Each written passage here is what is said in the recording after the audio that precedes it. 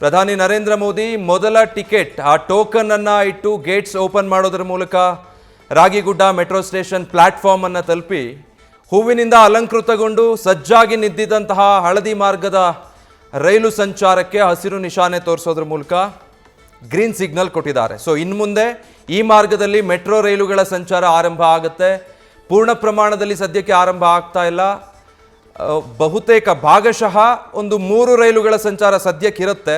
ಆ ವಾಲ್ಯೂಮ್ನಲ್ಲಿ 25,000 ಪ್ರಯಾಣಿಕರಿಗೆ ಸದ್ಯಕ್ಕೆ ಇದು ಆರಂಭಿಕ ಹಂತದಲ್ಲಿ ಉಪಯುಕ್ತಕಾರಿಯಾಗಿರುತ್ತೆ. ರೈಲುಗಳು ಲಭ್ಯ ಆಗ್ತಾ ಹೋಗ್ತಾ ಇದ್ದ ಹಾಗೆ ಪ್ರಯಾಣಿಕರ ಓಡಾಟಕ್ಕೂ ಕೂಡ ಹೆಚ್ಚುವರಿ ಟ್ರಿಪ್ಗಳು ಲಭ್ಯ ಇರುತ್ತೆ. ಆದರೆ ಸದ್ಯ ಪ್ರತಿ ಅರ್ಧ ಗಂಟೆಗೆ ಒಂದು ರೈಲಿನ ಸಂಚಾರ ಸದ್ಯಕ್ಕಿರುತ್ತೆ. ಇವತ್ತು ಸಾಂಕೇತಿಕವಾಗಿ ಪ್ರಧಾನಿ ನರೇಂದ್ರ ಮೋದಿ ಅವರು ಅದಕ್ಕೆ ಚಾಲನೆ ಕೊಟ್ಟಿರೋದು. ಅದಾದಮೇಲೆ ಮತ್ತೂ ಒಂದು ಸುತ್ತಿನ ಪ್ರಾಯೋಗಿಕ ಓಡಾಟ ಇದೆ ಅನ್ನುವಂಥದ್ದು ಸದ್ಯ ಇರೋ ಮಾಹಿತಿ. ಇದಾದ ಬಳಿಕವೂ ಇನ್ನೊಂದು ಸುತ್ತಿನ ಓಡಾಟ ನಡೆಸ್ತಾರೆ.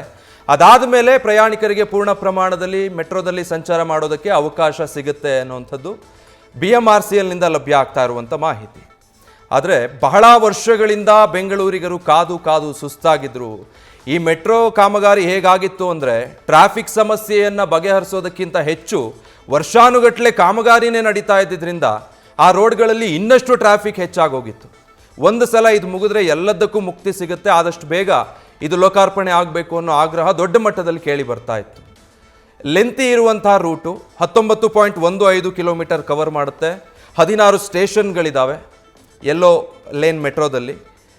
ಪ್ರಮುಖವಾದಂಥ ದಕ್ಷಿಣ ಬೆಂಗಳೂರಿನ ಜನವಸತಿ ಬಡಾವಣೆಗಳನ್ನು ಬೆಂಗಳೂರು ಕೇಂದ್ರ ಸ್ಥಾನಕ್ಕೆ ಸಂಪರ್ಕ ಕಲ್ಪಿಸುವಂತಹ ಮಾರ್ಗ ಇದು 2 ಲೇನ್ಗಳನ್ನು ಟಚ್ ಮಾಡುತ್ತೆ ಅನ್ನೋದು ವಿಶೇಷ. ಈ RV ಸ್ಟೇಷನ್ ಏನಿದೆ ಆರಂಭಿಕ ಹಂತ, ರಾಷ್ಟ್ರೀಯ ವಿದ್ಯಾಲಯ ಮೆಟ್ರೋ ನಿಲ್ದಾಣ, ಅಲ್ಲಿ ಗ್ರೀನ್ ಲೈನ್ ಜೊತೆಗೆ ಇಂಟರ್ಚೇಂಜ್ ಆಗ್ಬೋದು ಯೆಲ್ಲೋ ಲೈನಿಂದ. ಜಯದೇವ ಹಾಸ್ಪಿಟಲಿಗೆ ಬಂದರೆ ಅಲ್ಲಿ ಪರ್ಪಲ್ ಲೈನ್ ಜೊತೆಗೆ ಎಕ್ಸ್ಚೇಂಜ್ ಆಗೋದಕ್ಕೆ ಇಂಟರ್ ಎಕ್ಸ್ಚೇಂಜ್ ಸ್ಟೇಷನ್ಗಳಿದ್ದಾವೆ. ಈ ಜಯದೇವ ಆಸ್ಪತ್ರೆಗೆ ಬರೋರಿಗೆ, ಇದೇ ರೀತಿ ಹಲವು ಕಡೆಗಳಿಗೆ ಓಡಾಡುವಂಥವ್ರಿಗೆ, ಎಲೆಕ್ಟ್ರಾನಿಕ್ ಸಿಟಿಯಿಂದ ಬೆಂಗಳೂರಿನ ಕೇಂದ್ರ ಸ್ಥಾನಕ್ಕೆ ತಲುಪೋರಿಗೆ, ಇವರಿಗೆಲ್ಲ ಬಹಳ ದೊಡ್ಡ ಪ್ರಯೋಜನವನ್ನು ಯೋಜನೆ ಮಾಡಿಕೊಡುತ್ತೆ.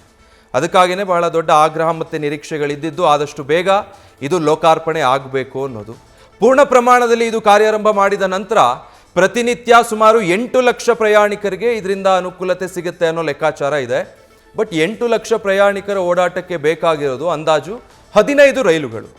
ಆದರೆ 15 ರೈಲುಗಳ ಪೈಕಿ ಈಗ ಲಭ್ಯತೆ ಇರೋದು 3 ರೈಲುಗಳು ಮಾತ್ರ. BMRCL ಟಿಟಾಗರ್ಗೆ ಆರ್ಡರ್ ಕೊಟ್ಟಿರೋದು ಒಟ್ಟು 36 ರೈಲುಗಳು. ಅದರಲ್ಲಿ 15 ರೈಲುಗಳು ಈ ಯೆಲ್ಲೋ ಮಾರ್ಗಕ್ಕೆ, ಉಳಿದ 21 ರೈಲುಗಳು ಹಸಿರು ಮತ್ತು ನೇರಳೆ ಮಾರ್ಗಕ್ಕೆ ಬೇಕು ಅಂತ. ಆ ಪೈಕಿ ಹಳದಿ ಮಾರ್ಗಕ್ಕೆ ಈಗ ಬಂದಿರೋದು ಅಲ್ಲಿಂದ 3 ರೈಲುಗಳು. ಕೆಲವು ತಿಂಗಳ ಹಿಂದೆ ಹಂತ ಹಂತವಾಗಿ ಒಂದೊಂದೇ ರೈಲುಗಳನ್ನು ತರಿಸ್ಕೊಳ್ಳಾಯಿತು. ಆ 3 ರೈಲುಗಳು ಮಾತ್ರ ಈಗ ಓಡಾಟಕ್ಕೆ ಸನ್ನದ್ಧ ಆಗಿರೋದು. ಹೀಗಾಗಿ ಹೆಚ್ಚಿನ ಟ್ರಿಪ್ಗಳು ಲಭ್ಯ ಆಗೋದಿಲ್ಲ. ಅರ್ಧ ಗಂಟೆಗೆ ಒಂದು ರೈಲಿನ ವ್ಯವಸ್ಥೆ ಮಾತ್ರ ಸದ್ಯಕ್ಕಿರುತ್ತೆ. ಆಲ್ಮೋಸ್ಟ್ ಸಮಯ ನೋಡಿಕೊಂಡು ಕಾದು ಅದರ ಮೇಲೆ ಅವಲಂಬಿತರಾಗಿ ಕಚೇರಿಗಳಿಗೆ ಹೋಗೋರು, ಓಡಾಟ ನಡೆಸೋರು ಸದ್ಯಕ್ಕೆ ಮಾಡ್ಬೋದು. ಇಲ್ಲ ಅಂತ ಹೇಳಿದ್ರೆ ರ್ಯಾಂಡಮ್ ಆಗಿ ಹೋಗ್ತೀವಿ ಅಂದರೆ ಸ್ವಲ್ಪ ಸಮಯ ಕಾಯಬೇಕಾಗತ್ತೆ. ನ್ಯೂಸ್ ಫಸ್ಟ್ ನಿರ್ಭೀತಿಯಿಂದ ನಿಮ್ಮ ಪರವಾಗಿ.